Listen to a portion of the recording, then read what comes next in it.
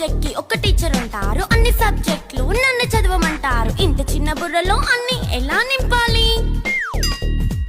Class work, home work, fair notes అంటారు. Subject కి 3 books పెట్టి బ్యాగ్ నింపుతారు. ఇన్ఫాక్ట్ నా బరువు కన్నా నా బ్యాగ్ బరువే ఎక్కువ.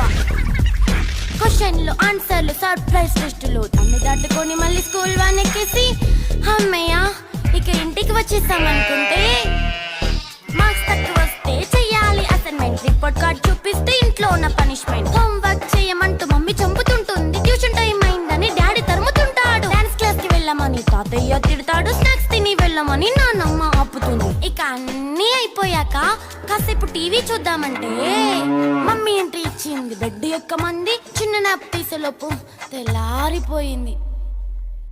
అయ్యో మళ్ళీ మొదలు ఈ స్కూల్ కష్టం.